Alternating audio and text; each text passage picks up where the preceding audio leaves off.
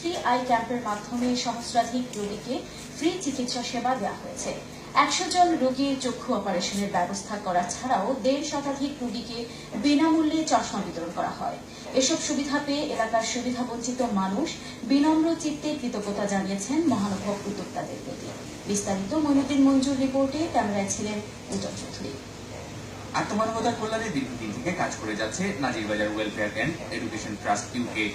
এরই ধারাবাহিকতায় তারা নাজিরবাজার দারুল কুরআন মাদ্রাসায় এক ফ্রি আই ক্যাম্পের আয়োজন করে।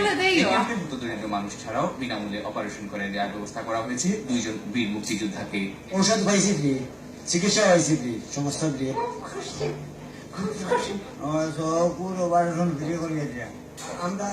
আমরা মুক্তিযোদ্ধার তারা আমরা চোখের চিকিৎসা করা আমরা খুব খুশি, আনন্দ।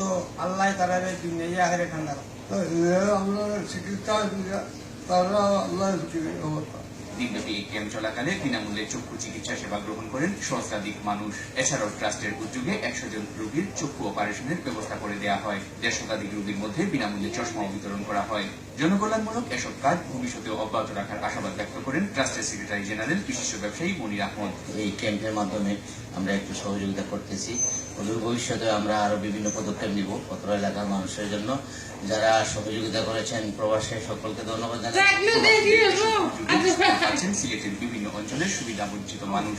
জানালেন অতিথিরা যে আজকের এই অনুষ্ঠানটি শুধুমাত্র একটা দৃষ্টান্ত যে মানুষ চাইলে অনেক কিছু করতে পারে, সুন্দর একটা মন থাকতে হয় তার জন্য। ট্রাস্টের প্রেসিডেন্ট মোশাহিদ হোসেনের সভাপতিত্বে অনুষ্ঠানে অতিথি হিসেবে আরো উপস্থিত ছিলেন ট্রাস্টের অ্যাডভাইজারি কমিটির প্রেসিডেন্ট মনির হোসেন, হিলসাইড ট্রাভেলসের এমডি হেলালুদ্দিন খান, ট্রাস্টের ট্রেজারার তহুর আলী সহ আরো অনেকেই। Moinuddin Manju, Channel S news, Sylhet.